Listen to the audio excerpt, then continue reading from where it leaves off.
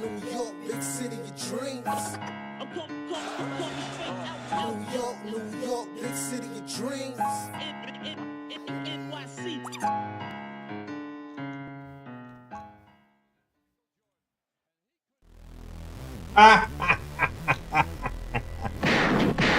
What's going on? This is Jay Ellis from the Knick of Time Show. Here giving you that Knicks talk just in the nick of time. And guess what, guys? The Knicks won 5 in a row and beat the defending champs. Not even beat, obliterated, embarrassed, bent over and spanked Denver Nuggets and Jokic 122-84. Yes, you heard that correctly. The Knicks beat the Nuggets, the champs, by 38 points. And we had 6 Knicks in double figures. Randall had 17 points, 8 assists, and 7 rebounds. Dante had 16 points and 6 assists. McBride had 13. Grimes had 19. OG Anunoby had 26. And Jalen Brunson did Jalen Brunson's things. And the Nuggets were forced into 19 turnovers on the night. And you know what? They average 11 turnovers a night. So it was impressive what the Knicks done. Ladies and gentlemen, this game was over by halftime. This game was already garbage time. They barely scored 40 points. By the time halftime came in, the Knicks just took care of business. Now, guess what? The Nuggets, they were on a road, so they might have been a little bit tired. But who cares? Who cares? Because the Knicks had what, the 7th hardest schedule in the league. And when we had to go on the road and get all these back-to-backs, no one gave a damn about us. And we pulled out a bunch of back-to-backs, guys. We played a bunch of hard teams in a row, and nobody gave a damn. And we still ended up with a great record, and we have a great record now. Guess what, guys? In 2024, we have smacked, not beat, smacked the Timberwolves, the 76ers, and the Nuggets. The Knicks are making statements. Statement games were made today. Statements were made today. So I want you guys to celebrate, pump out your chest, because the Knicks are here and we're proving those haters wrong. And I love this feeling, because this is a culmination of a lot. This is a culmination of everybody knowing their role, the Knicks playing together, the Knicks playing defense, the Knicks sharing the ball, the Knicks having the culture. Everything is fusing together perfectly now, and it's safe to say that OG Anunoby trade is working out pretty nice for us, all right? So I can't wait to get in this game and talk to you guys about this Knicks win. So let's just get into it. First, I'm going to introduce you to my guys. First and foremost is the man, the myth, the legend, the guy with the stats and the facts. Ryan G's in the building, and y'all need to bear with me for a while because I need a bit of crowd participation. Y'all can participate in the chat as well. After everything I say, I want everybody to shout, "We outside." Jalen Brunson. We outside. We outside. Julius Randle. We outside. We outside. OG Anunoby. We outside. We outside. Dante Divincenzo. We outside. We outside. Jericho Sims. We outside. Miles McBride. We outside. Quentin Grimes. We outside. Precious. We outside. Yeah. Precious, baby. Let's go. Sims. We outside. Let's go. We outside. Let's go. Let's go. Let's go. Wait. James Dolan. He about to be inside of the house, messing around. But he ain't gonna be outside for a while, messing around. You might be inside for a minute, actually.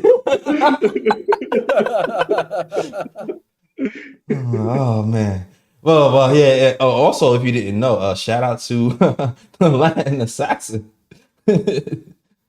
Listen, y'all, I'm at like 50% right now, but there's no way I was gonna miss this game. I'm battling a nasty case of that new COVID variant. Got me laid out in my house for 5 days. Haven't left, man.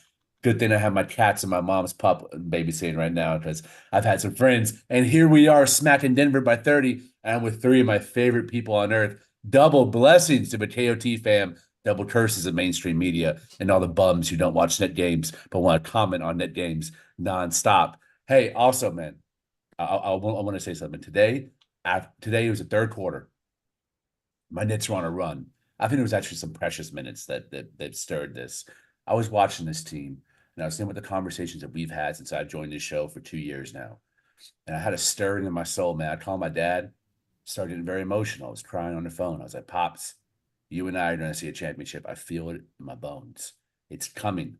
It might not be this year. It might be this year, but it's definitely around the corner.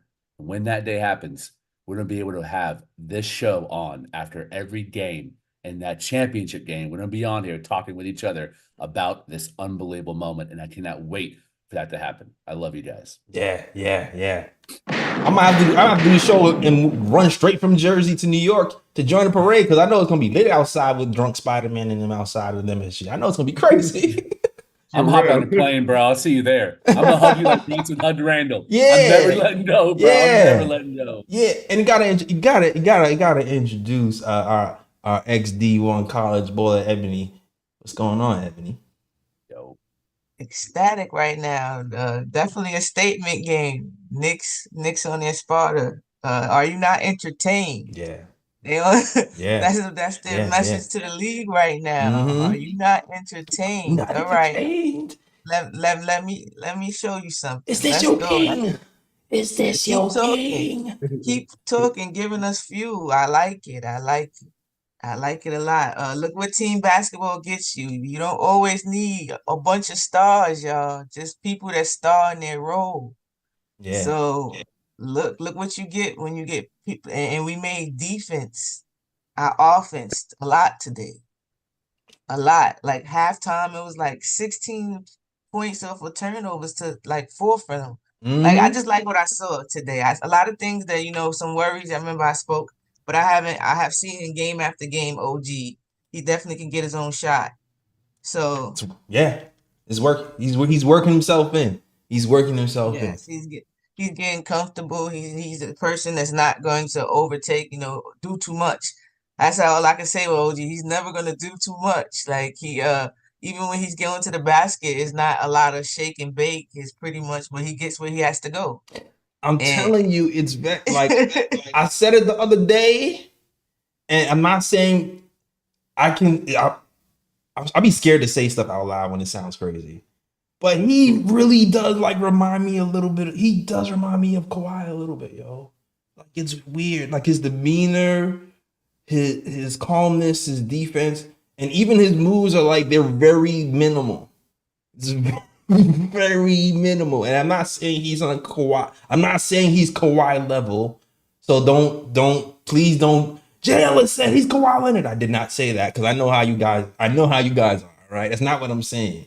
I'm saying the raw game that he's showing right now reminds me a little bit of the style of him, not necessarily the effectiveness of him. All right. The defense for sure is there though. The defense, for sure. I can say that's Kawhi-like without even mentioning. I agree. I definitely can see a lot of Kawhi. Exactly.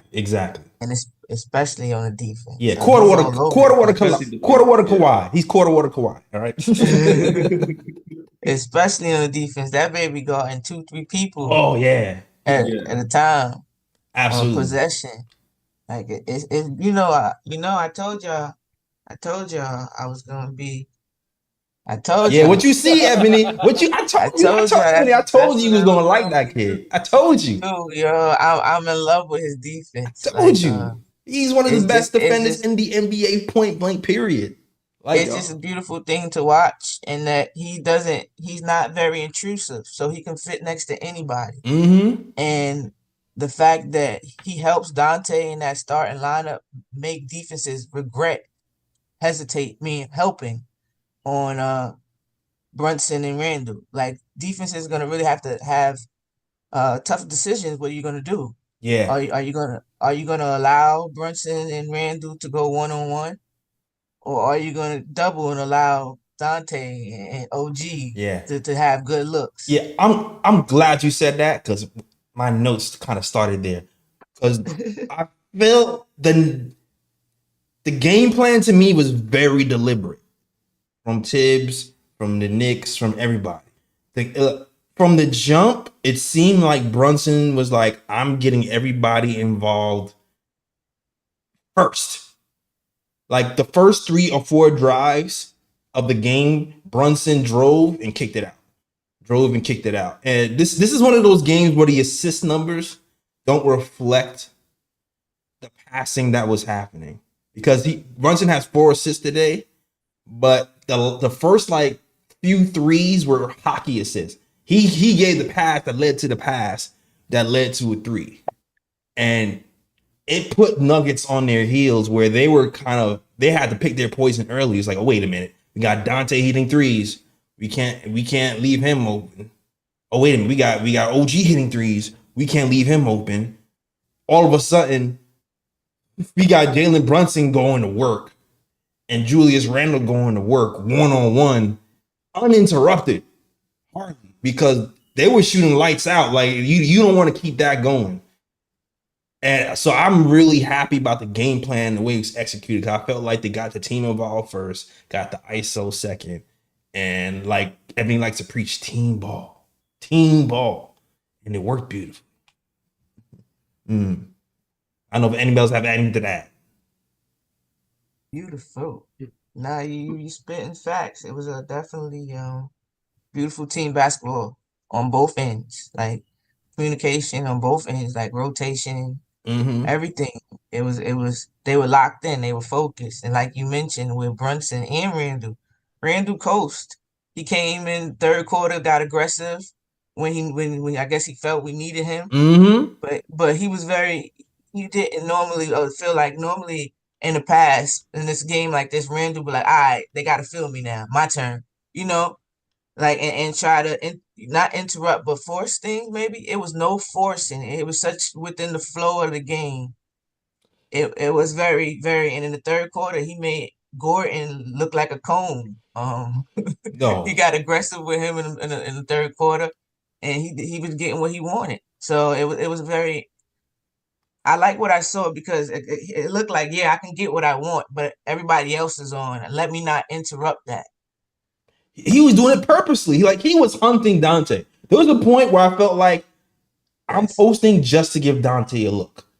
Like it wasn't like everybody likes to talk about the bailout pass. Today's Randall's passing looked extremely intentional, where he was like, he knew he was like, I'm posting just to get this man an open look. Or even if they switched, he's like, I got the smaller man on me. I'm gonna give you 2 dribbles to threaten help, and as soon as they help like a little bit, I'm passing the ball to Dante for an open 3.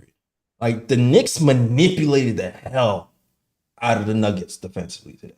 Yes. They pretty much got everything. Go ahead, Lee. I said it earlier in the season that Dante Divincenzo is what we wanted Evan Fournier to be. They were running a lot of the same action that Evan Fournier and Randle was doing the 2-man game that first year Fournier was here. Now he's doing it with Divincenzo. The difference is Divincenzo's not only a better shooter and a better motion shooter, he's also able to put the ball on the floor and do a little playmaking once he drives toward the basket. He's a multidimensional player, and I also love the way they play Joker. Sims is actually able to guard the perimeter a lot better than Mitch and Hartenstein. And Tibbs trusted him to guard the perimeter, and that allowed the rest of the team to take risks on playing the passing lanes. It wasn't like, let's triple team Joker and shut Joker down. It was like, he's going to pass, he's going to play mate, let's get his steals and push the pace as possible. That was brilliant coaching by Tibbs. God give his man his flowers since that Dallas game. But again, since the Dallas loss, I've really liked how flexible he's been and throwing in different wrinkles and different strategies depending on the team and the matchup. Yeah. Yeah, and I do want to throw in one thing as well, because you have to give Tibbs his props as well, because there was a crucial play in the first quarter where OG had a clean steal on Joker, and that would have given him his second foul. Yes. And brought him to the bench. And Tibbs, even though it was early in the game, Tibbs challenged that play and got it overturned to where OG was able to stay in the game. And I think that was a major, major key in the game at that point. Because if OG went to the bench at that time, who knows how the game would have turned out eventually. Knicks may have still won regardless, but that was a key moment in the game. And I think that, and the Knicks were able to keep their momentum and keep their foot on the Nuggets side. No, absolutely. And another thing too, you have to pick up the second unit in this game as well, because the second unit offensively have been struggling in games.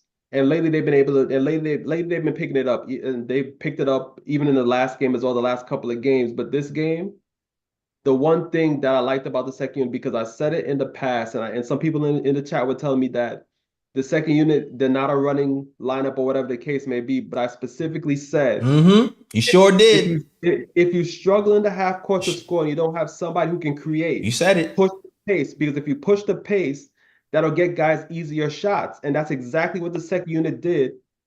And they were able to maintain the lead over the Nuggets when the starters were on the bench. So you have to give the second unit their props as well, because they're part of the reason why the Knicks were able to keep that lead and keep their foot on the Nuggets nets, even though the starting unit was not in the game.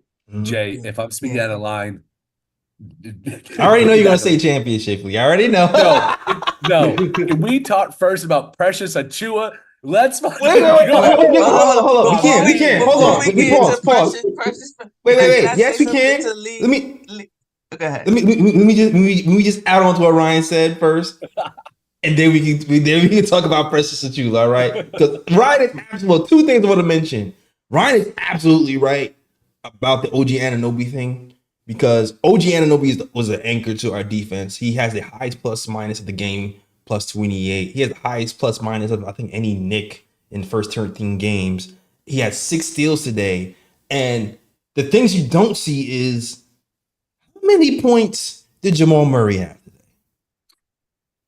Jamal Murray had 9 points. Who was guarding Jamal Murray? OG. Like, constantly when OG is guarding somebody, the whole game will go by and you feel like nothing happened, because the person OG's guarding doesn't get the ball. Like, he denies him the ball. And part of playing great defense is ball denial, and that's so underrated. And then on top of that, when he got the ball, he really didn't do much with it. So shout out to OG Anunoby, and also shout out to the second unit, because the defensive lineup for the second game in a row of McBride, Grimes, OG, Precious, and I feel like I'm forgetting somebody. Probably Hart. And Hart are treacherous. They are pressuring these units till no end. And they had a 17-2 lead when the starters came back in the game in the second quarter, just caused by the defense and running. So Ryan is absolutely right. He was looking like a genius. When I saw them running, I thought about Ryan's take. I was like, yeah, he was right.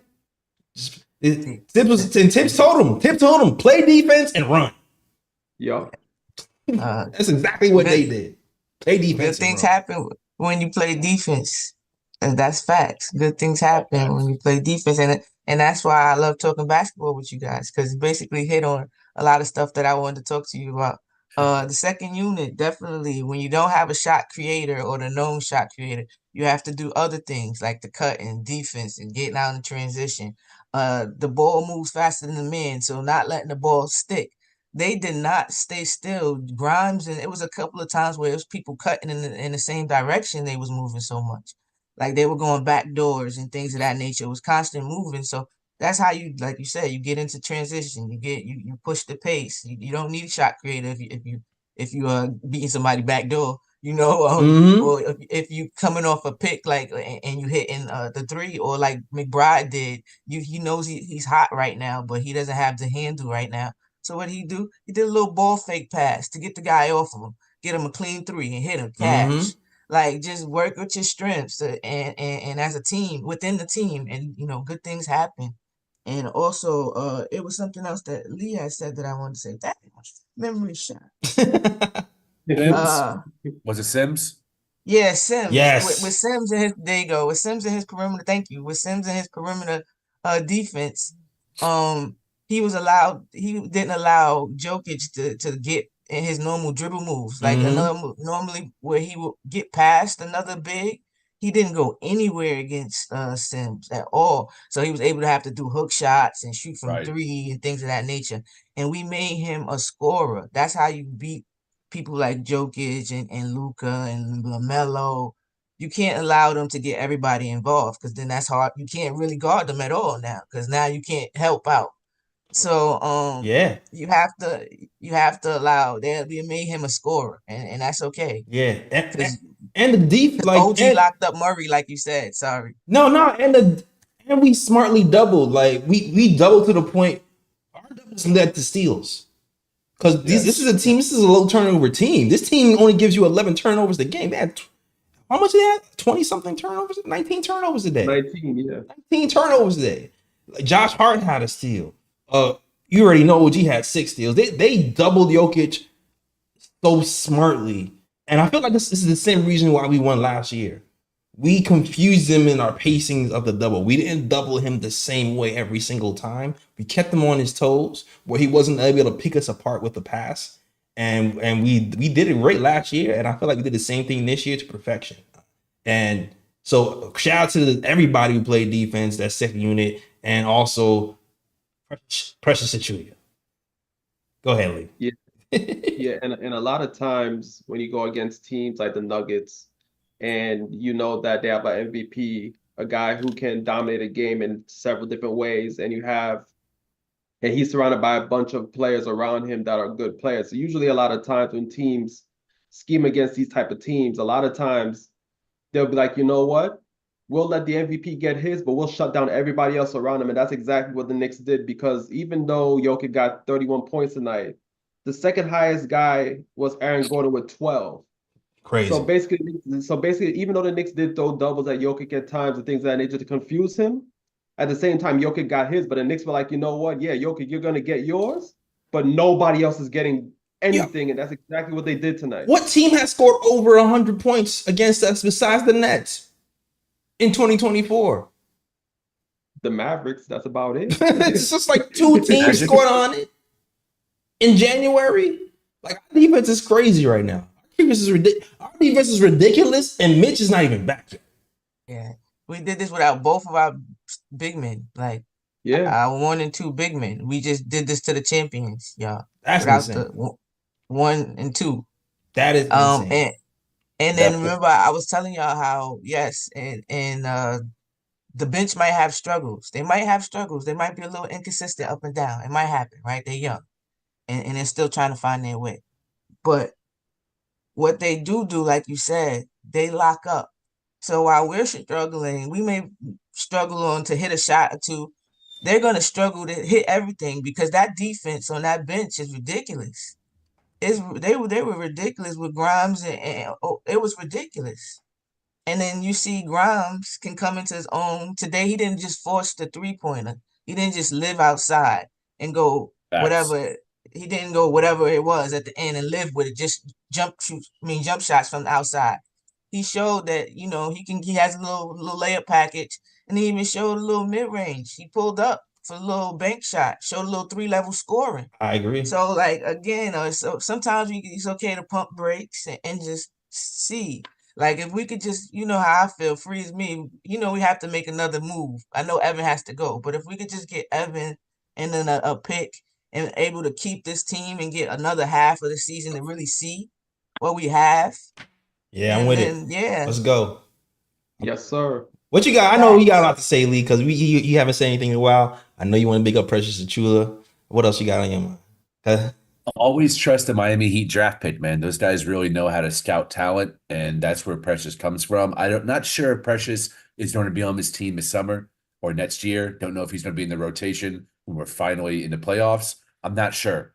But while he's here, I think there's a lot of good things that he's doing. Now he's becoming more comfortable with his role and comfortable with the guys he's playing alongside. Also, like how Tibbs is constantly staggering him and OG together to give it a little bit of certain continuity to help bring him along, because OG is more advanced in everything. Way more than Precious, even on the offensive end. Precious got cooked in the paint.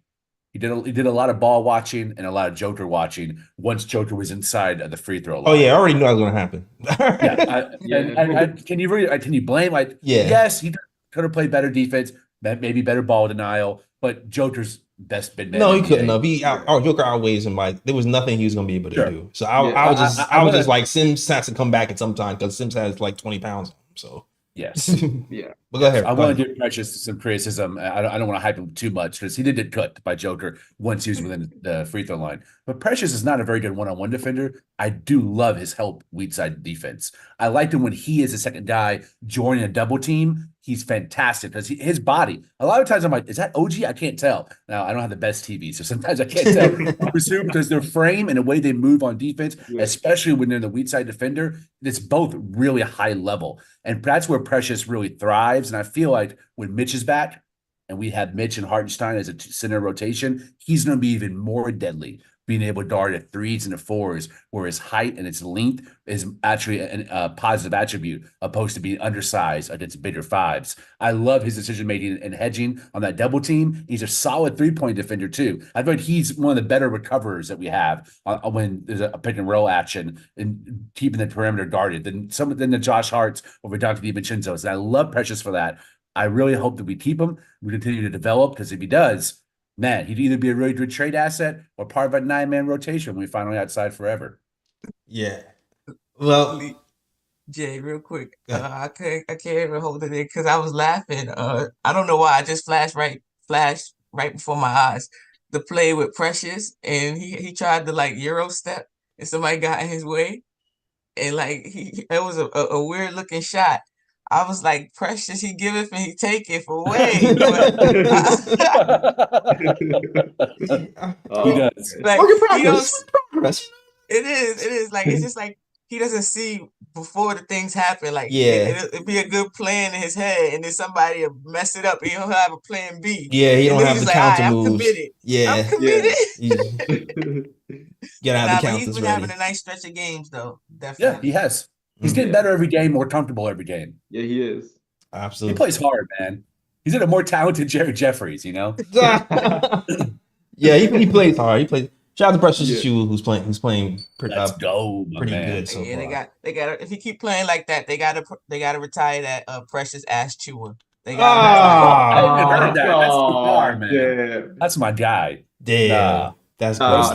no, we gotta retire that name. We Yeah, gotta retire. retire. Got No retired. Yeah. Also, can I say rest in peace to Aaron Gordon's chest? Because Julius Randle, the way he was bullying him in the post, he was hitting him in the shoulder every play. I'm pretty sure he's gonna wake up tomorrow morning feeling sore as hell, because Randle, man, that is a strong dude, and 40, however many minutes of that, it has to hurt. I'm loving the way that Randle is just bully balling people all day and then flexing on them like that's my favorite. That's my favorite. Right? Yeah, he made there was Aaron one Gordon. play. No, I was just gonna say there was one play where I know Aaron Gordon was feeling it, because you could tell in his body language. There was one play where Julius Randle put his shoulder into his chest, and I think he got the foul called on him. My man was trying to play it off though, but you could tell he was kind of leaning a little bit. He was trying to play it off, but I was like, nah, you felt that, my guy. You definitely felt that. Right, I think he asked out. I think he asked to come out. I see him go like this. Not dead serious. Afterwards, he went. He pointed to the bench. Like, I need a sub. And one more shout out to Dante DiVincenzo, because that man is the only man on the team who has the fingers to catch every single one of Julius Randle's passes. Fastball passes. All the fastball. Y'all saw even the passes versus the Nets. You saw the pass versus the Nets when Randle threw a bullet pass 20 feet above Dante's head, and Dante was like a wide receiver, jumped in the air, hung on there for 2 seconds and caught it and came back down. He did the same thing today. I don't know, man. I think Dante's fingers is made of vibranium. I'm pretty sure. So shout out to Dante for hitting threes and catching passes. Yeah, he has a future to wide receiver or catcher or something. Great hands. Great hands. Opposite of wherever Nerlens Noel was. I have a question though. Do we really do we need somebody else in that starting lineup? When you see all the numbers and the plus minuses for everybody who likes numbers, because I like to see the numbers just to see if what I'm seeing with my eyes. You know what I'm saying? Like, that's how I use the numbers. I more so eye test, but then I look at the numbers to see what I'm thinking. Is it backed up by facts or stats? No, you know? I don't. Sorry. Like, I feel like I don't think it's needed. There are teams. This is always a worry, right? Even with DeJounte Murray. When you have three ball dominant players on one team, somebody has to take a step back. Somebody has to sacrifice. And when somebody sacrifices, depending on the skill set, doesn't always necessarily work out. Like, I think RJ is probably a good example of that. We always said for a long time that RJ and Randall together don't really mesh. RJ's playing a little bit better with Toronto, and it's probably because of the freedom.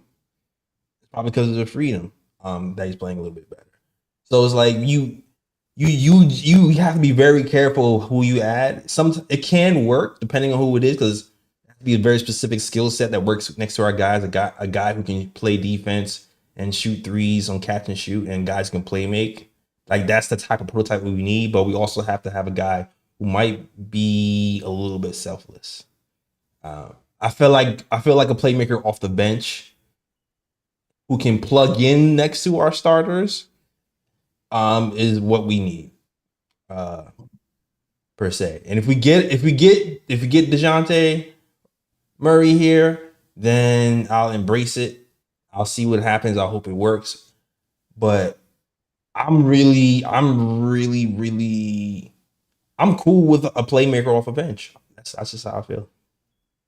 Yeah, and just to harp on what Jay Ellis just said, because as y'all know, like I love DeJounte Murray's game. Like, you know, in the beginning, I thought that, yeah, that's the piece that the Knicks needed, to help bring them over the top, because, his defense, I feel like on the dip system, his all defense for me had a San Antonio would come back, because now DeJounte Murray is surrounded by dogs that play defense, and I think that would inspire him to play defense in the starting lineup. And so I know the Knicks defense would be tougher, and he gets to create with that second unit and things of that nature. So it's kind of like you're killing two birds with one stone. But I'm not gonna front, like, the way I've been seeing the Knicks play lately with this starting lineup, now I'm starting to lean towards maybe it's really just a bench piece that the Knicks need. Maybe they don't need to mess with that starting lineup, to be honest about it. So Come on the side. Come so on, lately, Ryan. lately I've been changing my mind after seeing more games of the starting lineup. I'm like, you know what? Maybe it's just a bench piece that's needed with this squad. Maybe it's not even a guy like DeJounte Murray to slide into the starting lineup that the Knicks need right now. Hey, we got a 1A already. All right, we got a 1A. I don't Come on the side. Come on, Lee. Come on. I think because of the way the NBA is trending, how much spacing matters, the starting unit needs to stay the same. I like Dante DiVincenzo in that role. I like that we have guys, especially when Mitch is healthy, we got guys who can lock down their positions in OG, Mitch, and Randall when he's engaged. So DiVincenzo allows you to have that risk taker, the guy who take the risk on playing the passing lanes to get you transition buckets and really get your offense going quickly. I love that about him. Plus, his shooting, man, he's been one of the best shooters in the NBA. Not just corner, everything. He's a bucket from a three-point line at every level. So let's keep that the same. We still need that backup playmaker. I do not trust Deuce McBride in a 7-game series. I think the opposing coaches can scheme against him and shut him down, like they did Reggie Bullock, like they did Elfrid Payton, like they did Steve Novak, all those guys in the past who were one-dimensional in terms of how they scored. McBride's a three-point shooter at this point. That's all he is.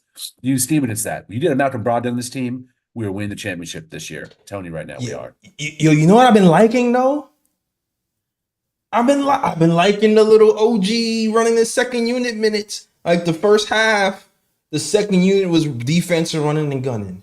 The second half, the second unit was more half court, and it was OG kind of making decisions, and it was going through OG, and it was working a little bit. It was working. It got Grimes some open shots. OG was aggressive, making some shots off the dribble from the mid range. It was looking very quarter water Kawhi. It was looking very quarter water Kawhi. I'm not even gonna hold you. I even like Grimes minutes as Grimes got the chance. I like the fact that Grimes got to play uninhibited and got to run the offense for a little bit in garbage time and try some things. I even like that. I'm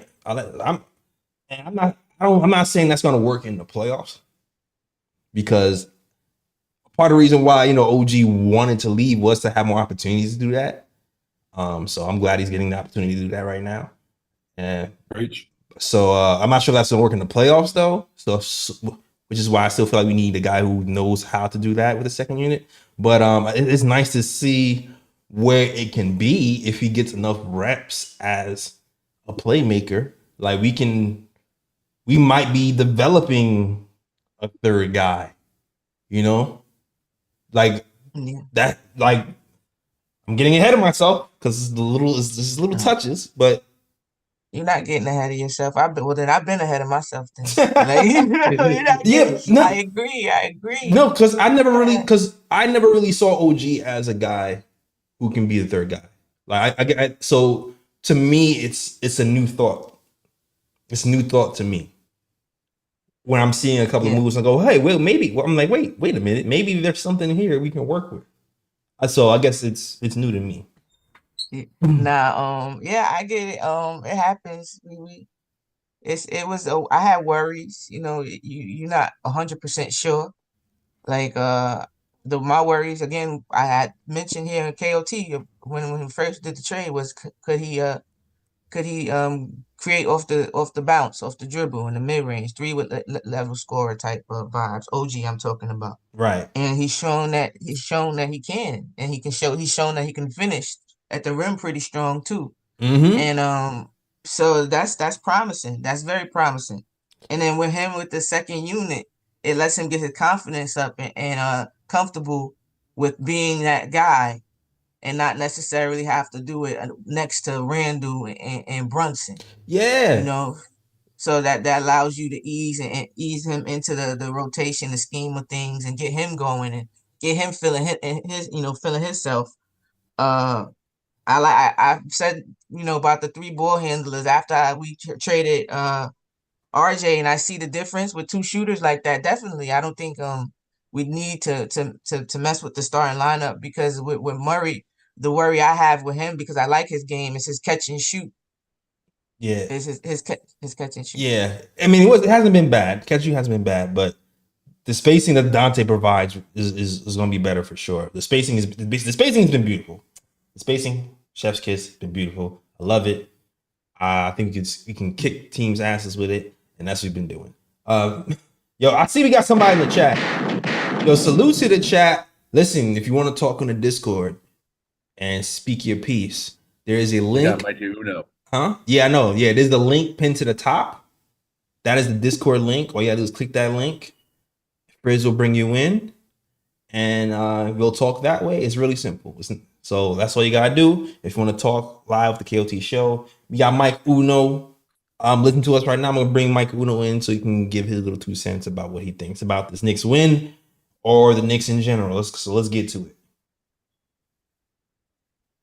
Mike Uno, he changed his name too. What's going on? Yo, what's going on, Mike Uno? You live right now on the KOT show, man. What's good? What's good? You already know when I call in, I have major drinks, so I'm about to embarrass myself. You saw stuff? All right. Are we going to cut it and share it? We all know that the Knicks are looking crazy. We looking crazy. Yeah. That's right. I see y'all laughing. I got my TV muted, but I see y'all laughing. But yo, check this out though. You know what's dope though is that so this trade we got OG, right? I mean, yo, he got 6 steals tonight. 26 points, most points of all the whole team. But then we got Precious Achiuwa that looks, the last few games, like, if anything, maybe these injuries, blessings in disguise, Blockenstein, not playing, it is a blessing in disguise. Like we get to show what he could do because he's getting the shine, and I like that. And another thing too, I mean, McBride tonight, 4 for 5, 3-point shooting. What? Wait a minute. Let's not make a mistake and go make a trade or do whatever moves for a backup point guard. I think we got one. You think so? I think we still need a backup 2 guard. Now, you guys were talking about, we need more bench, right? You know who would be dope to be in our bench? Divincenzo. How could we get him to the bench?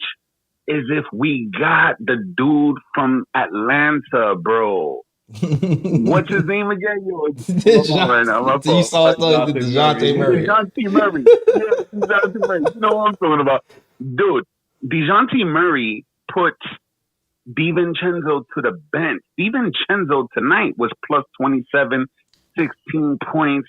Yo, my guy is doing his thing. He put a finger in the MVP's eye. I was waiting for him to do it to the other eye.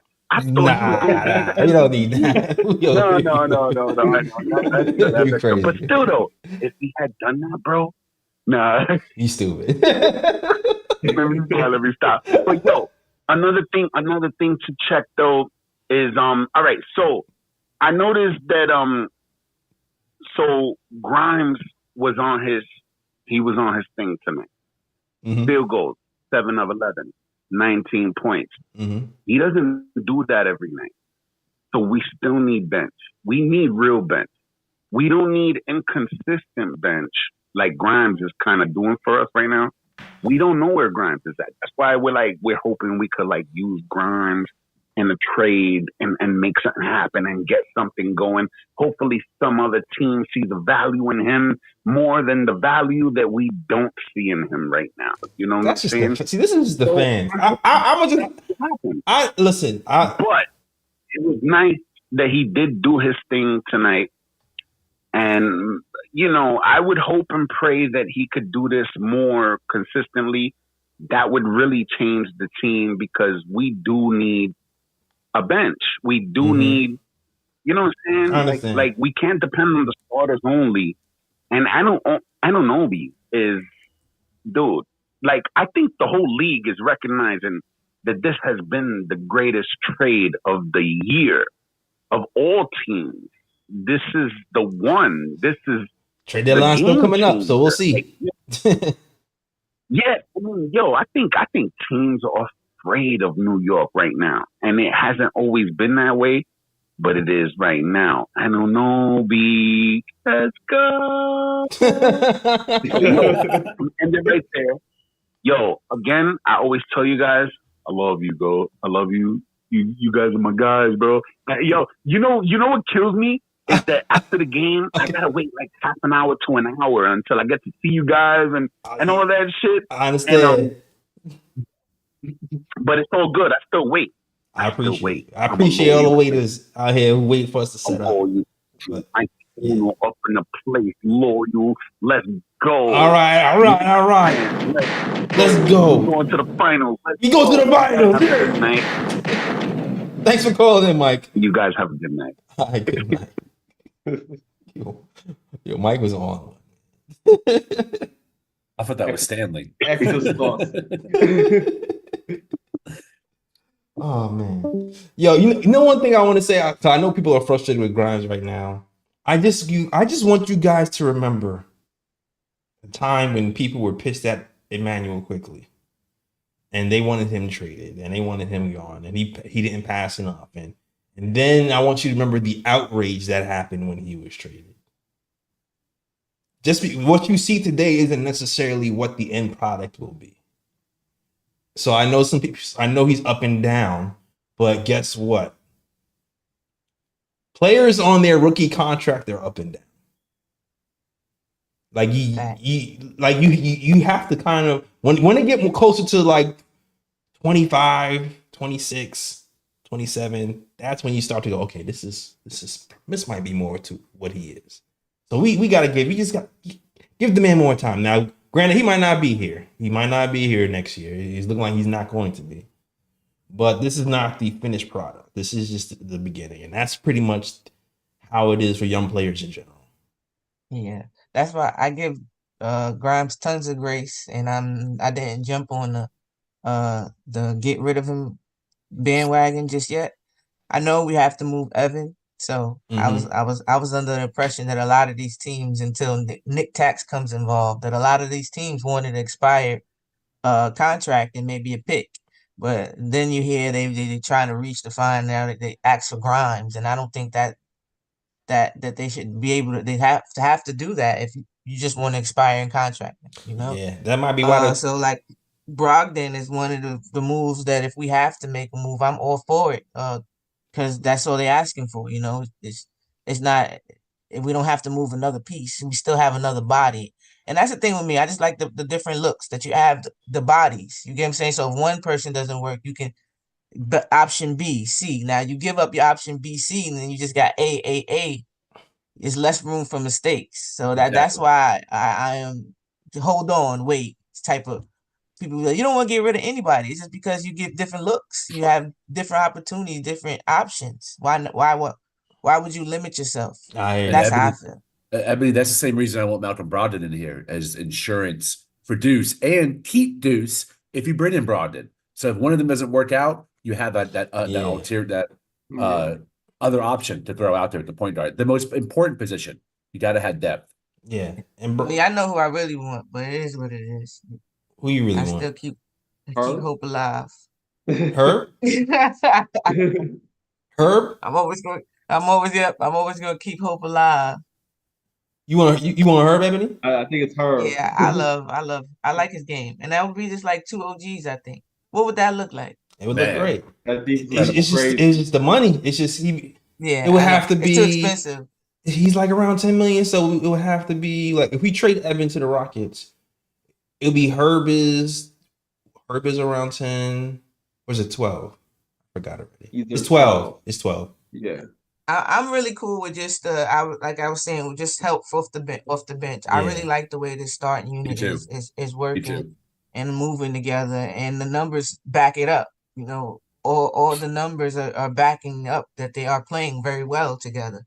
Mm-hmm. So I don't think fully healthy with Mitch and Randall shows up. This is a championship starting lineup. I agree.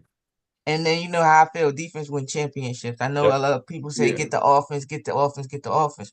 But I'm with, if you can't guard anybody and I can still make a bucket and guard you, then I have a better chance. I'll take that chance because you can't guard me at all. You can't get stops. So you're going to be all playing an all-star game. And I'm locking up. I'm trying to lock up. And granted, some players hit tough shots. And, the only person that can stop them is them.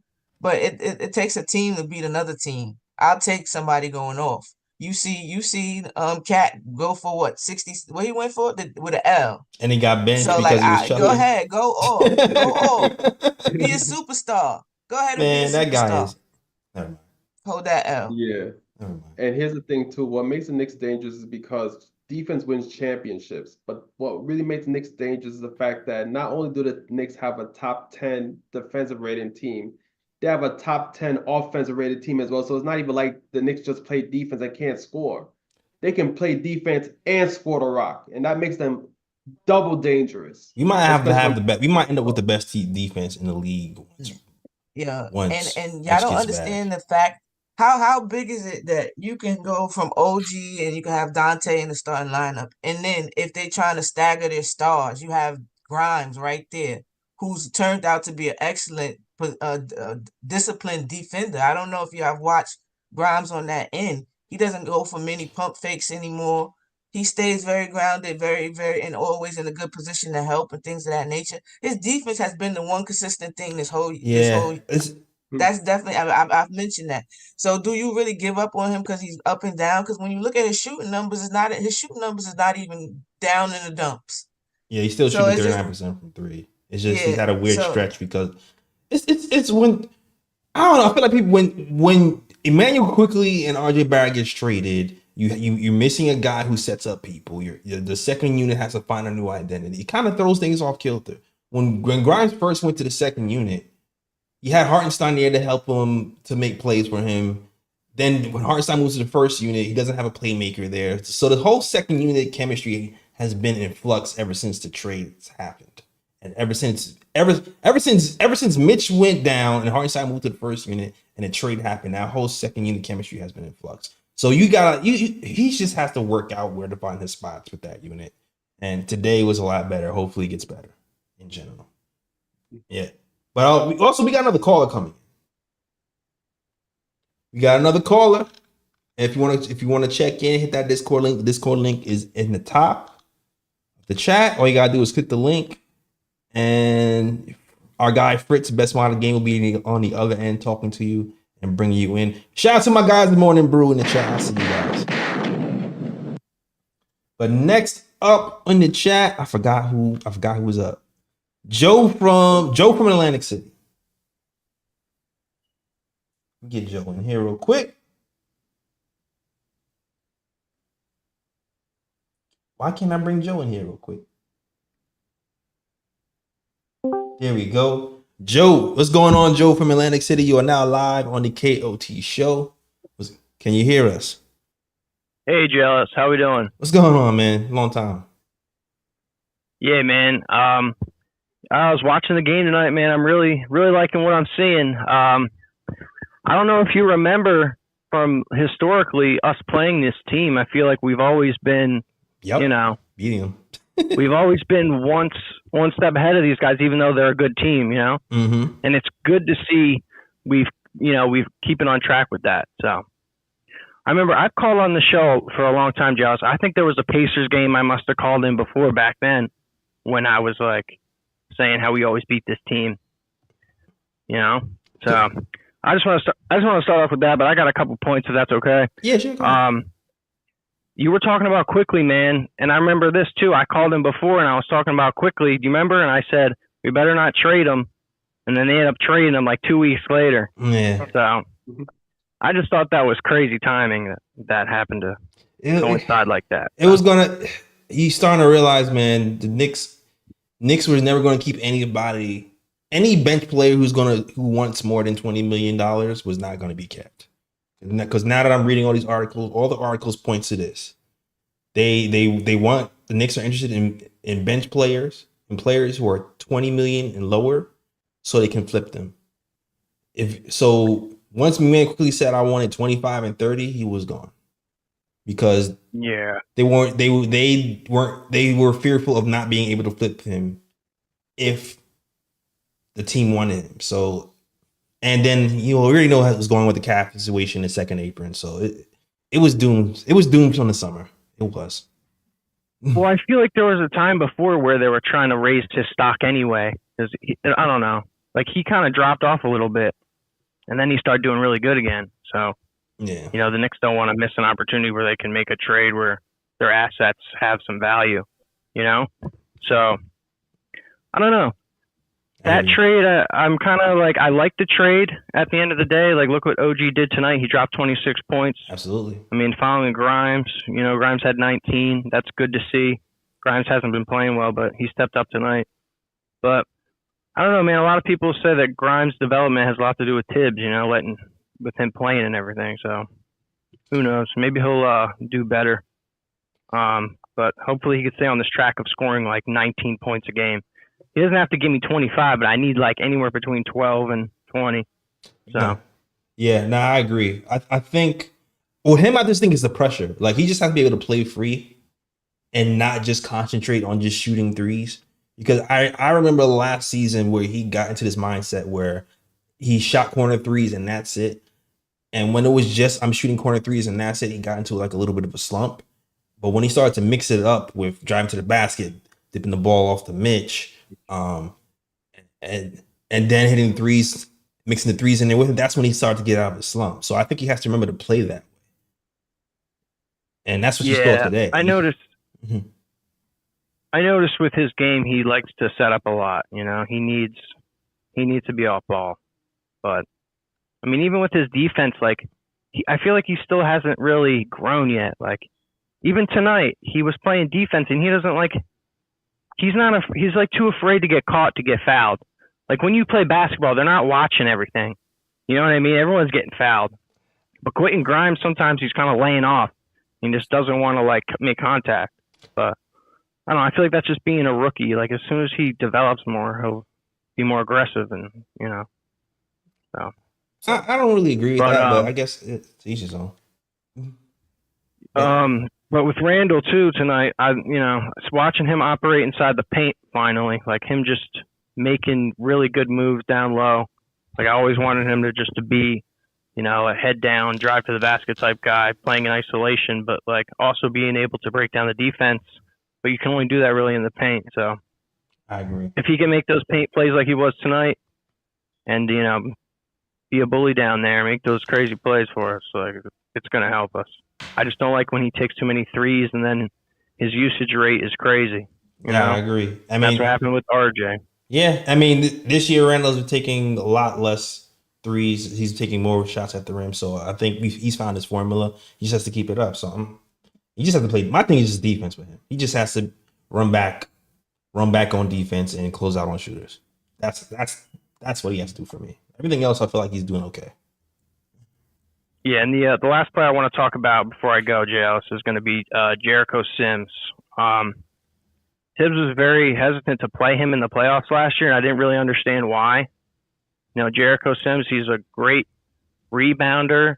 He knows how to he can stretch the floor in the sense where, like, he can get the ball and pull the defender out and then make another player cut so he can pass and then move in and then try to do, like, an alley-oop. That type of stuff is, like, valuable for us. You know, we need players that are going to take initiative and make plays. He's a young player, you know, and he's got his faults, but we need to utilize him more, man. Look at him, dude. Hey, man, I know he's a big guy, but hey, man, once Hartenstein gets back, it's going to be Mitch and Hartenstein. So I love Sims, but he's going to be right back on the bench. Yeah, exactly. That's true. That's very true. You pay these other guys to play. I think he's good. He's good. I think he's good, man. He is good. Yeah. He played well today. He didn't let himself get bullied by Jokic too much. So shout out to Sims. All right. Well, yeah, I mean, that's going to happen. You know, when you're playing one of the best players, you expect that, you know, but he's getting that experience now. Look at him, man. Mm-hmm. That's good. You know, it's good for him. Good for him. Thanks for calling in, man. I appreciate it. Thank you, JLS. You guys have a good one. Go Knicks. All right, go Knicks. All right. Shout out to the callers and the KOT followers who rock with us all the time. All right. I just want to touch on two things. Since we're talking about trades and stuff, trade news has been very cool lately. It's pretty much repeating old stuff now. It's pretty much right now we're just waiting to see what happens. But the only new news that I saw, which to me isn't really new, it was just comical. I was reading an article from The Athletic, and it was talking about Alec Burks and who? Alec Burks, because everybody knows the Knicks are trying to get Alec Burks. You know Lee. You know you want him, Lee. No. You want him, Lee. Ryan G wants him too. Y'all want Alec Burks at point guard. Y'all do. Ain't trying to Ebony, I think you're muted. I definitely am. I can't trust Tibbs and Alec Burke together ever again. I agree. Ever again. He made me dislike Alec Burke. And I like Alec Burke. You know, like just not as the point guard. Well, he's gonna be the backup point guard. I'm telling you right now. Warm it up, get used to it. Alec Burks will be the backup point guard. Please don't do that. It's looking like it's gonna be him and Brown. But the only new news that came today is the posturing from Detroit, where they were like, they pretty much reported that they felt like they had a chance to re-sign Alec Burks in the offseason. Bruh. Like, do they believe that? They have but they would move him for 2 good second round picks. Is pretty much what the article said. So yeah. And they said the same thing about Bogdanovich. It was like they're not interested in moving any one of those guys. So that's the only really new news that's come out today. We said everything else has kind of been recycled. Burks has been playing really well, though. I'll give him credit. He's been knocking down threes. That's not my choice, but we get him. Obviously, we know he'll fit in. He knows the players on this team, and as long as he doesn't play point guard, you know, and maybe if Divincenzo is leading the second unit, I'm not really sure. It's going to be Burks. I'm telling you. You're trying to talk yourself around it like you wasn't here for the years that Burks was playing with. The only thing is Burks won't be playing 30 minutes at point guard anymore because True. Jalen Brunson is here. Yeah. He's going to be playing a good solid 10, 15 minutes at point guard. And I then can't go through that again. And then he'll annoy us. And then he'll play Burks next to Brunson sometimes. And then we'll fight over that. To close. It could be deadly. At least with Burks at point guard with the second unit, he's going against the second string point guard for the other team. That's what I'm saying. It's not gonna. I don't think it's gonna got be it. bad. I don't think it's gonna My be bad. stomach turned a little bit while y'all was talking. I don't think it's gonna be bad. Like he just has to not. We just have to not suck. That's all we gotta do. We just have to. I can't take Alec Burke as a point guard again. That's trauma. No, no, no. Just get please used to no. it. Just keep saying it. At that point, it's like the top two right now is between Burks and Bruce Brown. Just give me Bruce Brown, please. I ain't really trying to relive Alec Burke on the Knicks. Like, just bring Bruce Brown if that's the case. Yeah, I agree. Yeah, hey. Yeah. So you want Bruce agree. Brown to be point guard? At least you're gonna get both ends. Possibility with both ends. Alec Burke on the other end is not an OG, definitely. Yeah. Bruce Brown is definitely gonna cost a first round pick. And well, the Toronto Raptors want a first round pick, a young player, and salary filler. I think that's too much to me personally, but that's what they want. But so we'll see what happens. Who do you think they got? If Bruce Brown or Alec Burks takes Quentin Grimes, I'm out. But I would rather keep Grimes. Like, let's just rock with what we have instead of one of those two guys. Same. But one of those protected picks, like maybe the Wizards or Detroit protected first round pick, and Evan, yeah, I'll take either. Yeah, that's why I say I feel like it's gonna be Alex because they're not gonna require Grimes. That's why I was thinking about Brogdon too, because again, that was one of the first teams that were talking about that. That's what they were looking for, and I got hype, and then everybody was like, "Nah, Murray." But I'm thinking like, suppose I know who knows what Deuce and Grimes become, like you were saying, because I remember also about the people going in on Quickley and how he started off very slow to be in the runner. Well, he should have been 6th man of the year, but to be the runner up. 6th man of the year after starting, he had a very slow start. So like this, the halfway mark, things get more, you locked in. It's I guess it gets more real. Whatever you want to look at it, how they pump themselves up, and things change. And then, like we said, we haven't been playing this way. The movement, it was barely any ISO ball today, and the ISO ball that we did have was to intentionally get somebody else another shot. Yeah, it was perfect. Perfectly ran game plan. Yeah. So like playing this way, we don't know who, there's easy baskets. So we don't know what that looks like for people's confidence or their games. You understand? Grimes, he does cut, the backdoor cuts. He did, Deuce does the same thing. So again, we may need a little help on the bench with the shot creation, maybe. But the way they played today, they kind of, negated that. Or needing that, I like what I saw today. Are you not entertained? Are you not entertained? Hell yeah! Is that not why you are here?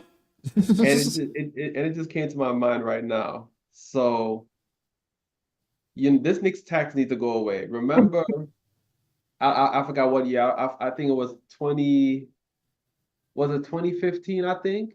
Remember when the Knicks made that trade with the Cavaliers when they traded Shump and JR? Yep. Yeah. The Cavs I was so mad. Gave them the championship. Yeah. Yes. The fact that the Knicks made that trade and was like, okay, Cavaliers, here you go. We gave you 2 championship pieces. Y'all got your championship. Be merry.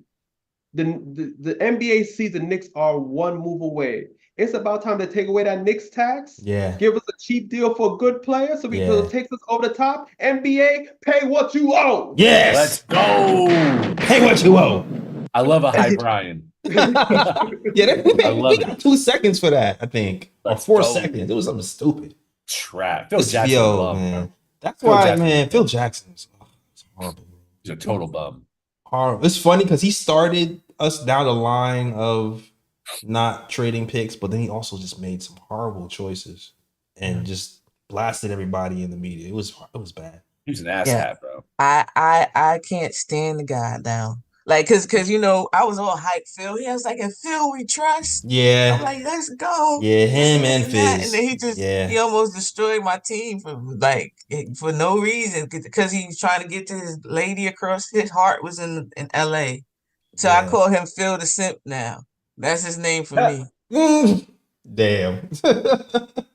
But yeah. Yeah. He Yeah. destroyed me. But we got Leon now. We got Leon the Don now. It's different. We're good. We're fine. We don't have anybody calling people weird names, pissing off LeBron, and none of that's happening. Or your stars, because they don't Yeah. want to talk on exit A interviews. cheetah doesn't change his spot. Remember that when he's calling Melo a cheetah because he didn't put because he's too much iso ball, didn't play I don't know. He was going crazy in the media. All right. Mike Warner wants to get back in the chat. Mike Warner, you gotta make this quick. He still sauced up. You know who he is. He got the sauces, the SAUCES. Yeah. All right, yo, Mike, this you gotta hold. This gotta be a quick one. All right, Mike. All right, Mike Warner is back. Hey, Mike, I'll make this quick. All right, this gotta be 1 minute. You there, Mike? See, Mike ain't even ready. Mike. He too sauce. Mike fell asleep. Can I see something else that I noticed today? What's up? Remember last post game I was talking about how it was a lot of east to west. We were going east to west, like as Clyde would like to say. Mhm. We were going east to west and not north to south. Today that was the complete opposite. It was straight to the bucket for most people. It was a lot of north and south, not a lot of east and west today. Facts. That's a fact. They were definitely turning that corner, going full speed ahead. I told you, Precious said, "I'm committed." I'm committed. He said, "I'm committed." It wasn't the best shot, but he was like, "I gotta go through it. I gotta see this through." So I appreciate that though. And shout out to Clyde for calling out Jokic quitting on the play. Clyde gonna call out. Yeah, he gonna call out anybody quitting on the play. Randall, Jokic, everybody. He gonna call out that stuff. He said, "Look at Jokic. He didn't even run after Brunson after he turned the ball over." Mm-hmm. He was going, "Oh yeah, that's another thing. We made him turn over Jokic today." Yep, sure did. But let's talk about. Can we talk about Brunson real quick? You gotta talk about Brunson real quick because sad day, but happy day. Yeah, let's talk about the captain. Captain. Yeah, we're gonna talk about the captain today. Captain Brunson. I call him Big Shot Brunson. Brunson. Kind of homage almost to Mr. Big Shot, Chauncey Billups. You know, always has the feel for the moment, hits the big shot when he needed. Brunson has been unbelievable this year. You know, he upped his 3-point percentage. He's shooting a better 3-point percentage than Steph Curry this season. He's almost up to 27 points per game. He's 12th in the entire NBA in scoring, and he's getting to the point where he just scores it. Like it's getting to the point where it just looks easy. And right now, I'm looking at he has to be the best posting point guard in NBA history. It has to be. And there's posting point guards out there. Cause I already know Mark Jackson's gonna come to mind. I already know people gonna say about Mark Jackson. I know people gonna say Anthony. I know people gonna say Anthony Hardaway. I know people gonna say that. But I know people might say Magic. But I was like, what point guard is posting people bigger than them? And dropping 27. Like I remember there's a lot of big point guards out there who will post and they'll post against smaller guys. What small guy is posting big guys out there in history? Right. Even Mark Jackson and those guys, they're not big, but they would like wait to post a point guard who was smaller than them. They wouldn't, you know what I'm saying? They were like, oh, I got a 5'11" point guard. I'm gonna post him and pass out the post. Like I remember Mark Jackson do it. I'm gonna post it up and I'm gonna wait for a cutter and then I'm gonna pass out the post. Yeah. They wasn't doing footwork and spin moves left and right and up and they might have been doing some up and unders, but Jalen Brunson's on another level. Right. Being Brunson was on another. I agree with you. That's why when those comments came out and they keep coming out, I'm like, okay, it's nonsense. Especially about the Becky Hammond, because he's not your typical small guard. Like today, I watched him do this against somebody that they traded to do the dirty work, to be the defender of their team, and Aaron and Gordon. I watched him play with pause, like he just duped them. Countless, he's seen them on him and put Gordon in the post in this game. Like, and it wasn't a second thought in his mind. Like, oh, Nope. this is what I got. And then he got him in the air and got an and one. So like this is what we. Come on, it's not a Yeah. tip, and his IQ and his footwork is ridiculous. When you have that, he knows what to do. And before he starts his move, he knows how he's going to approach you. And this is why he needs to be in the All-Star game. And it kind of sucks that he wasn't voted in. I know like we didn't get enough fan votes to get him in here. But I think the media had him at number 2. I think the players had him at number 2 as well. The coaches most likely will get him in. But it sucks that he wasn't voted in to be a starter.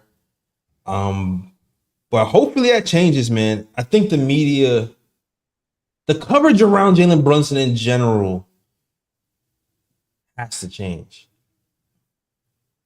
Because it's doing damage, Jay. Like people say, what are y'all sensitive? We're sensitive. No, we're not sensitive. When you falsely tell people who not gonna, because people still haven't updated their takes on the Knicks. So they still talk about you trash, you trash, you trash, you trash. Then it's like, who watching the Knicks game when it's clearly somebody is, but whatever, they're not watching. Yo, So, even Kenny Smith today, like, man, Kenny Smith's supposed to be in New York, bro. He's disappointing. It's always like that. He's disappointing the hell out of me. Charles Barkley, my dude from the South, bigging up Jalen Brunson, talking about he's one of the best free agent signings in history, and and all he can talk about. What about Shaq? What about Devin Durant? Like, yo, let him speak, man. Like Kenny, you gotta ship your New York card out of here, bro. Facts. Turncoat. Turncoat. He's Uncle Ruckus in New York right now. I'm sorry. For real, yo. Yeah, but that's what that does. It does damage to people that's voting. Because if you're not looking at him in this all-star light, you got people questioning him and lying on what he's done prior. Who's voting for them? You get what I'm saying? When we looking on we looking on NBA TV, we looking on the national media for them to speak about these good games that they've been having, and they highlighting the other team and barely talk about us. That all hurts our player when it comes to going to the All-Star game. And at the end, that hurts us because if we can't get All-Star, people to the game, then it doesn't look good. You can't both. So we got All-Stars. We got All-Stars. You can't say that. They say, look, you see what they say with Brunson now. He didn't make an All-Star. He's not an All-Star. He didn't make the game. Yeah, it's like the coverage has to change, man, or just have more coverage. I feel like the coverage has picked up over the last month, single-handedly because of Perk. Like, I feel like Perk has been carrying the coverage on his back. But Stephen A. Smith is supposed to be a Knicks fan. He's hardly said anything until like the last week. Like, that's supposed to be the coverage right there. I still remember when Jalen Brunson dropped 50 on the Phoenix Suns and nothing. There was no coverage on it whatsoever. Usually you drop 50 points, it gets circulated around. There's think pieces about it. There's players arrived. There was nothing on the internet, nothing clipped up. Like, it was like nobody cared. So I don't know what has to happen. I mean, I guess that's why we have made our own spaces to big our own players up. But man, like, the coverage around our Knicks has to change, and hopefully the playoffs is going to be a big deal for us, because if we do what we're supposed to do in the playoffs, then that coverage is going to change organically. Yeah, most definitely. I know what needs to happen. What needs to happen? You need to abolish the fan vote in the All-Star game. Get rid of that shit, because the American voting public is idiotic. Think about who they elect to office. Eric Adams, Gavin Newsom, Greg Abbott, Ron DeSantis, Donald Trump, Joe Biden. Like, they elect nonstop bums on both sides. So who's shocked that they also don't vote for the right guy who deserves it to start an All-Star game? It made sense to me. Dame is a more popular one. Yeah. More people across America know Dame. They don't know what Dame has done this season, or of a drop-off defensively.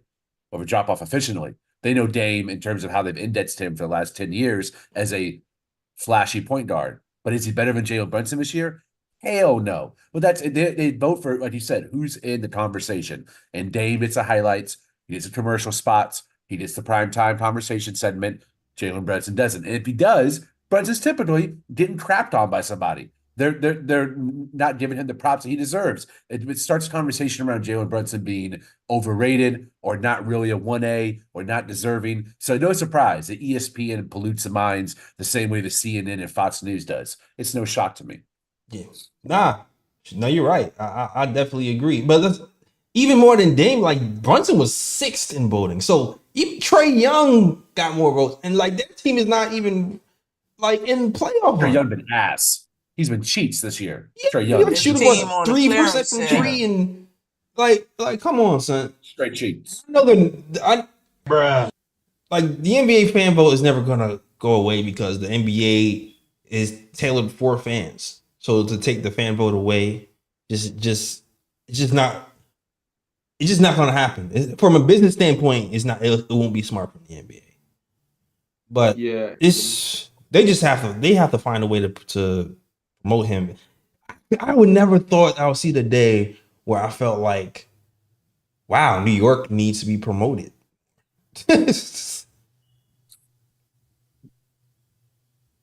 Yeah, it's the reason why, Knicks players don't get much love when it comes to All-Star voting is because there's still a negative narrative around the Knicks. Like, like what was already mentioned, Becky Hammond, when she came out and said Burks is not really a 1A player, so automatically when other fans who don't really get a chance to watch the Knicks hear that, all of a sudden they're thinking, am I going to vote for Brunson as an All-Star player over Tyrese Halliburton or over Dame Lillard or Trae Young? Nah, because he's not really a 1A player, so why am I going to vote him into the All-Star game? It's like the other night with Candace Parker when she was on TNT talking about how Brunson in the first round against the Cavaliers, he played well, but then in the second round, not so much.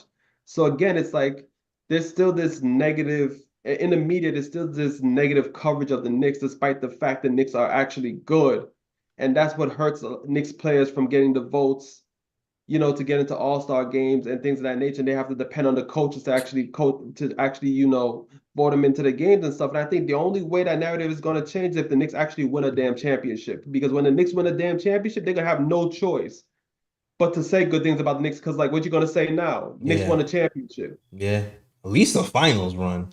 Like, the fact that Candace was allowed to say that Brunson didn't have a good second round is still crazy to me.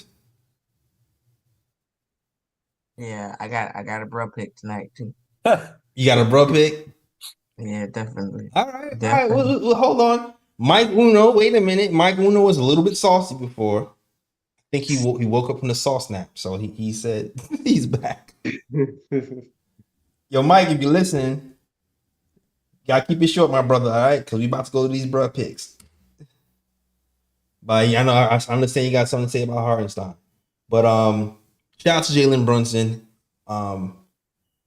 who by all intents and purposes seems like he'll still make the All-Star game. He'll just be voted in instead of being a starter. But hopefully this is his last year being voted in, and then the world will be on notice, and he'll be a starter next year. That's what I'm hoping. All right. Back. All right. Mike Uno, what's going on, man? Mike, can you hear me? Mike. You was working before. What happened, bro? Mike going once.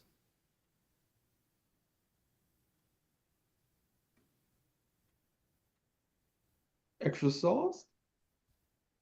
Lost in the sauce. I know. My man was good for a second. All of a sudden, just disappeared. Damn. Hello. Can you hear me? All right. Yeah. All right. Well. Mikey turned it over to a bro. Yeah, we'll just go to the bro picks. We'll just go to the bro picks. We'll just go to the bro picks. He said Mike was working in the other room. Mm.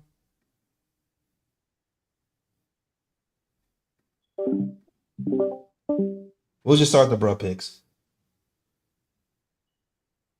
All right, so bruh pick time.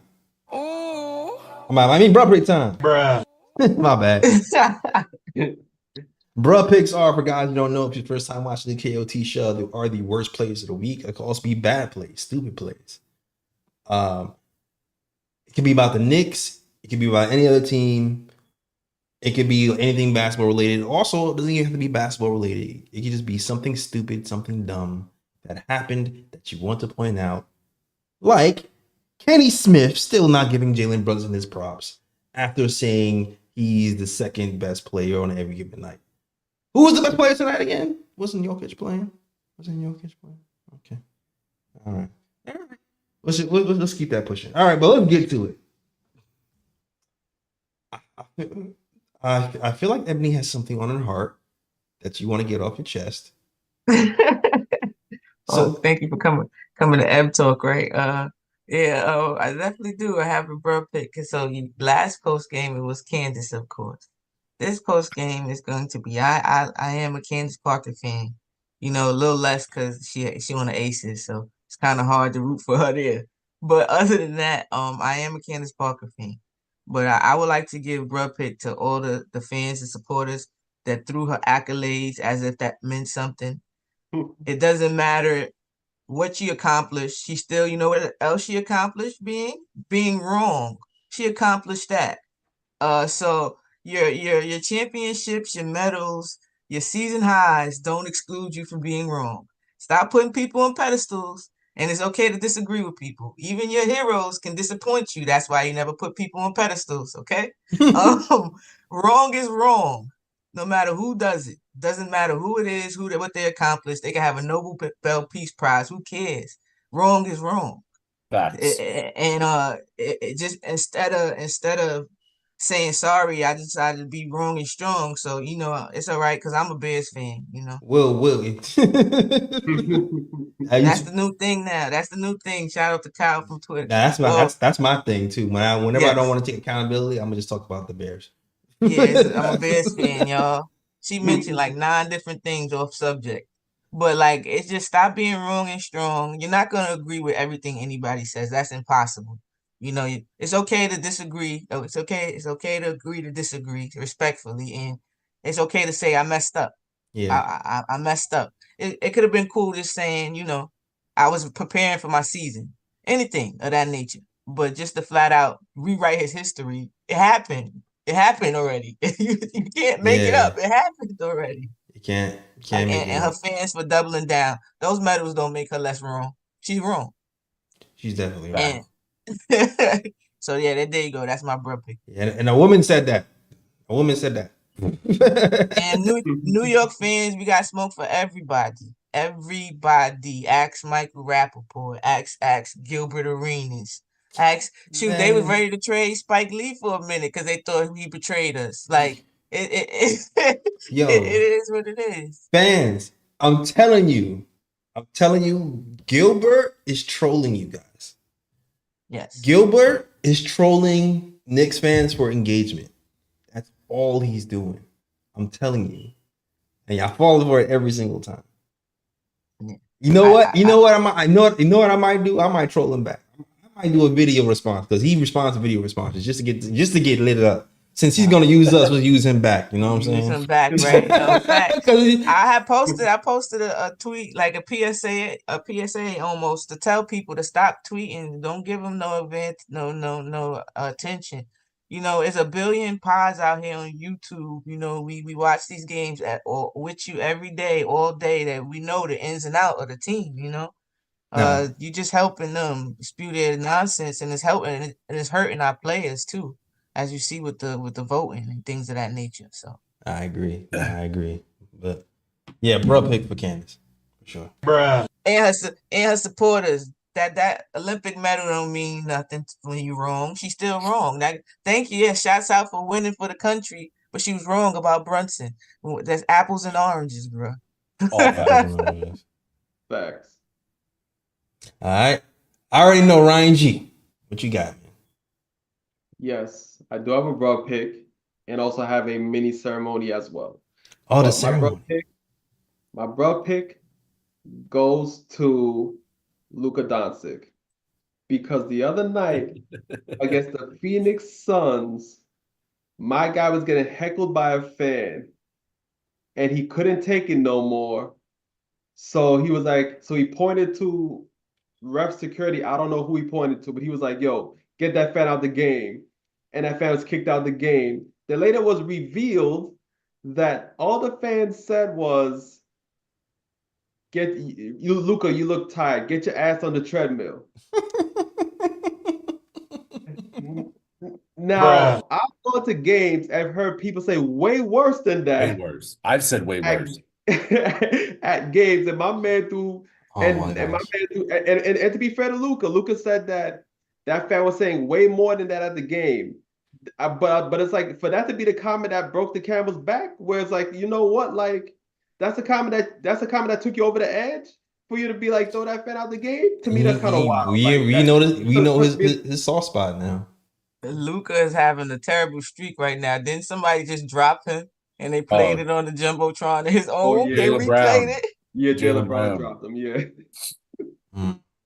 I heard I heard Embiid dropped 70 and Jaylen Brown dropped 77. Yeah, I saw that.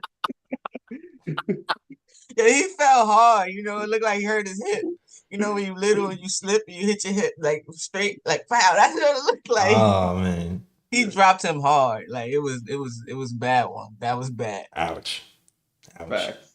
Now, I'm gonna get to the mini ceremony because I feel like this does need to be retired.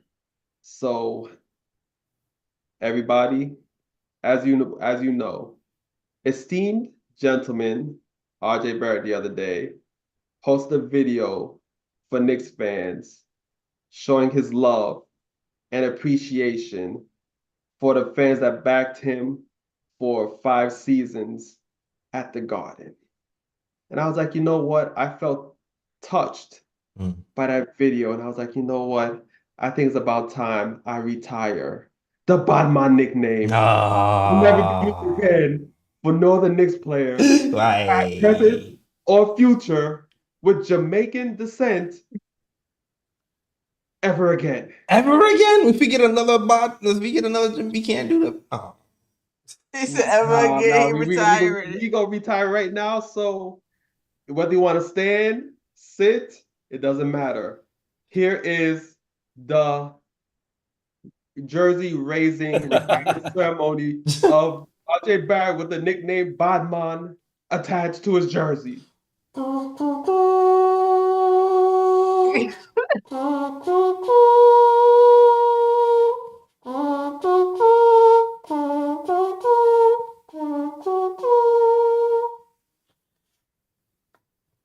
Thank you for paying attention to this wonderful moment in KOT history. Retiring of the Badman nickname not to be used ever again.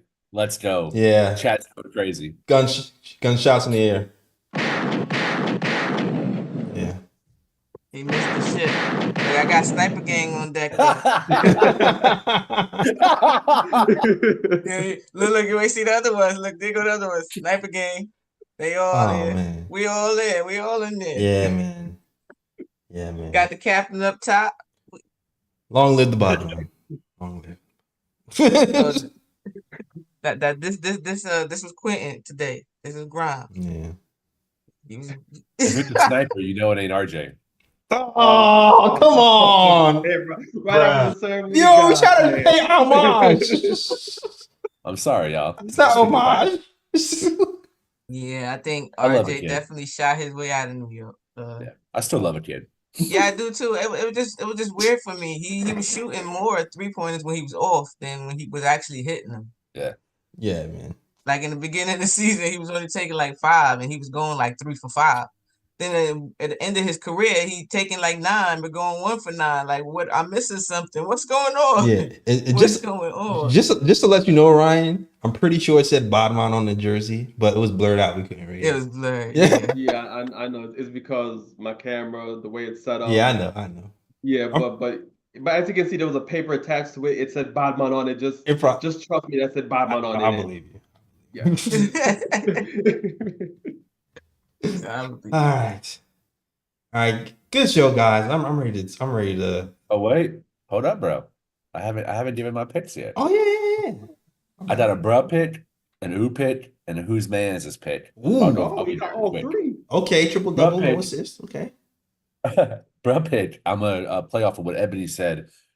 I was kind of discouraged. A lot of the defenders of Candace Parker brought the fact that you can't criticize her because she's a woman, which I vehemently disagree with. I don't care what race, gender you are. I think everyone's up. You say something dumb, you can be criticized for it.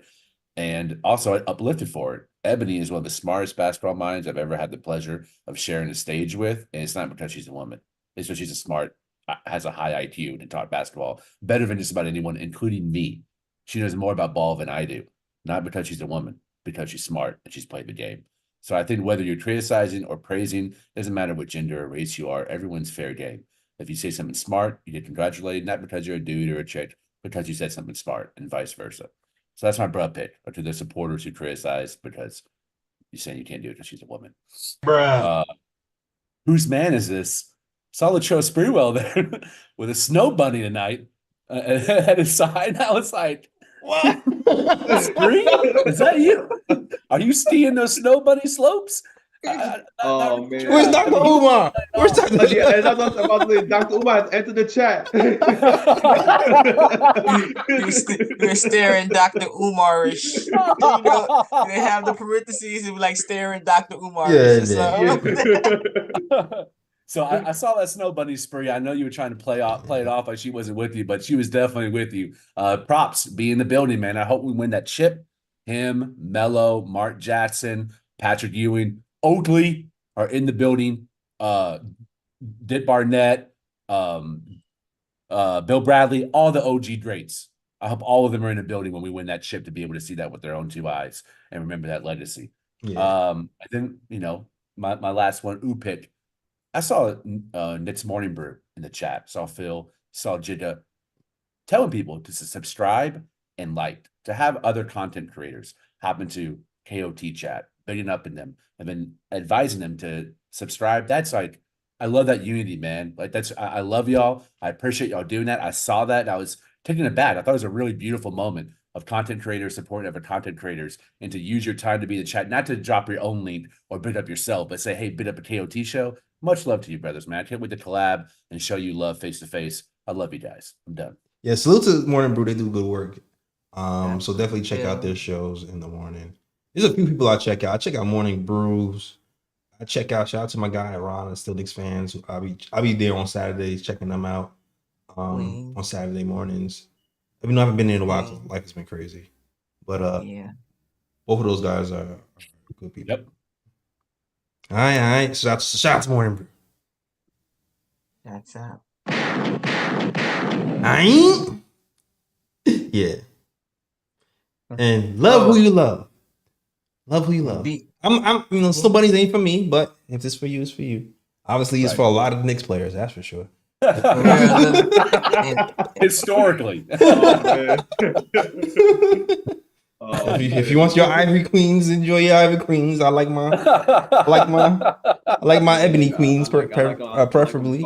No pun intended, Ebony.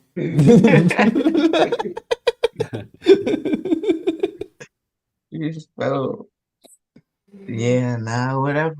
I get it. I understand. When you in certain environments, it's set up certain ways. Yeah, I guess so. Yeah. But good show, guys. I'm beat. What's the next? Yo, what place are we got in for now? Right, or at least top. We are fourth. Yeah, Miami's next. It don't matter. Nobody want to see us right now. Nobody. What did Burks say? We're the second best team in the NBA. Are you not entertained? I want to come for that. I want to play. When do we play the Celtics? When? It's gonna be a minute. I remember. No, we play the Heat next. I know that for a fact. Yeah. I'm gonna look it up right now. February 11th. February 11th? That's not that far. Oh, that's not that far away. Oh. Oh wait, no, I'm sorry. My bad. I looked at the I don't Miami see it. Heat schedule. I'm about to say I don't see that. 24th, February 24th. Yeah, my bad. Okay, that's a month. That's it. Okay.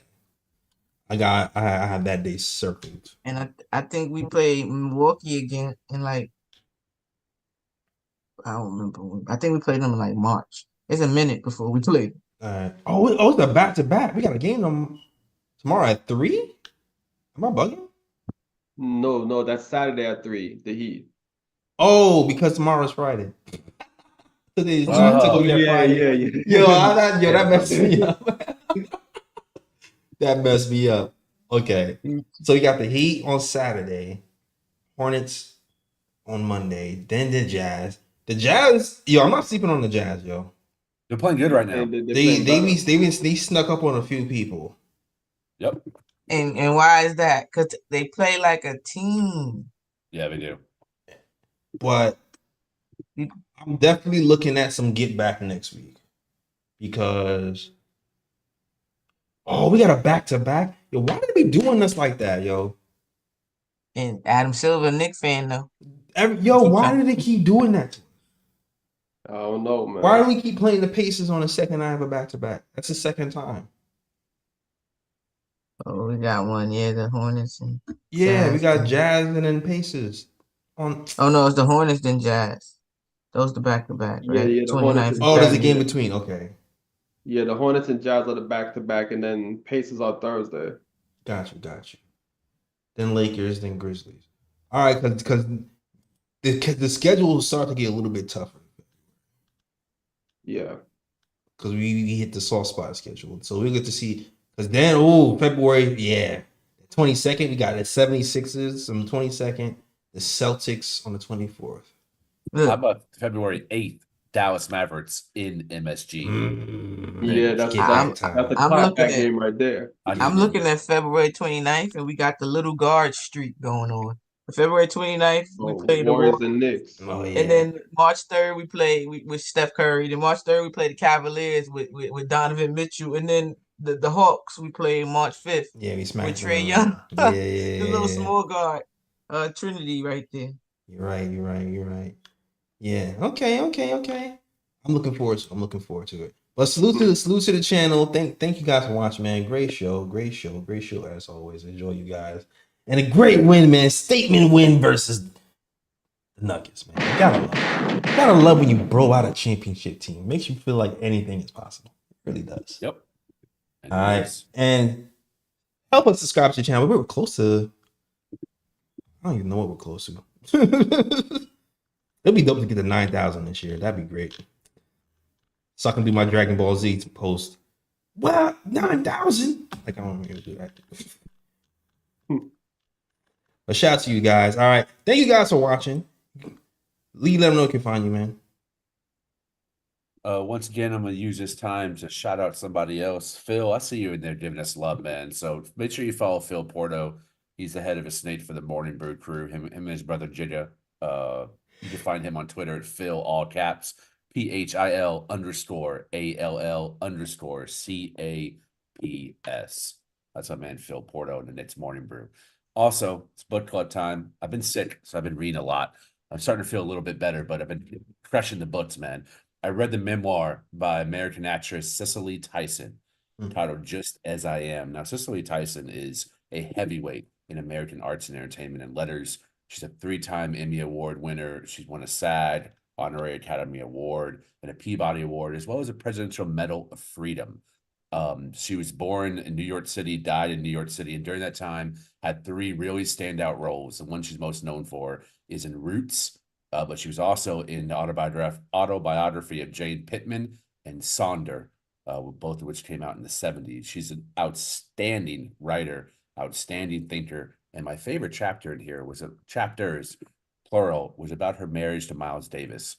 We learned a lot about Miles Davis's heroin addiction, drug addiction, and also the way that he treated women, which, as most geniuses are, very troubled and chaotic. But Cicely Tyson was a fighter and a survivor through it all. Not just that, she was a thriver. She became one of the most important actresses in the 20th century and left a legacy for young Black and brown actresses that came after her. and was indelible on the stage and in film. Highly recommend this book about from her childhood upbringing all the way up to her death. This book came out right before she died, and it basically chronicles the entire history of American Hollywood. She lived it all, saw all the changes, good and bad. Brilliant actress, Cicely Tyson, just as I am. All right.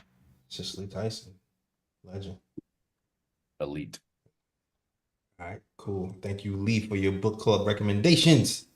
Ebony, where can you find it? I don't have a book just yet. No book club. I don't have a book on me right now, but I am reading one. I just don't have it.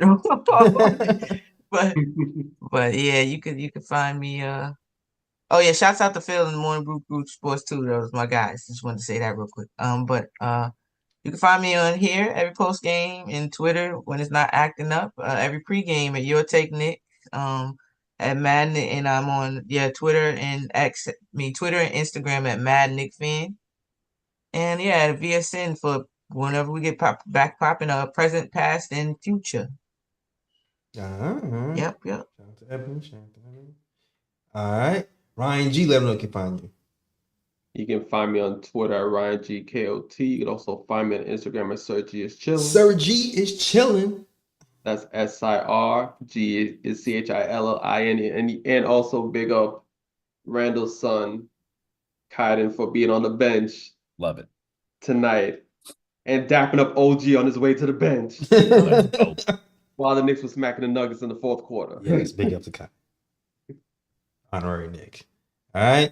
You can follow us at the KOT Show on Twitter, the Knick of Time Show on Instagram, and the Knick of Time Show on Facebook. So, and also definitely hit that like and subscribe and share to help grow the word and spread the wealth and the knowledge that KOT is here to stay, that you enjoy the content and that you enjoy us. So let people know that we're here. There's a lot of Knicks. There's a lot of Knicks content out here. We try our best to be on top of it, be knowledgeable, be a good source of information and entertainment at the same time. So hopefully we provided that for you today and every other episodes. And hopefully we're around. Well, we'll be around, but I really want to put more content on this channel. I've been trying to get more content on the channel for so long. So I'm extremely happy about the game show that's on here. And I'm hoping that we can grow this even bigger and better to give you guys a lot of different things to enjoy about the Knicks. So, and I appreciate you guys to support us thus far, and your support is going to help us grow even bigger. So I appreciate you guys. All right, cool. That is our show. Thank you guys for watching. And as always, shout out the worldwide West. Everywhere we go, we leave a worldwide mess. It's a mess out here in these Knicks YouTube streets. That's the show. We out this mug. Peace. New York, big city of dreams. New York, big city of dreams. NYC.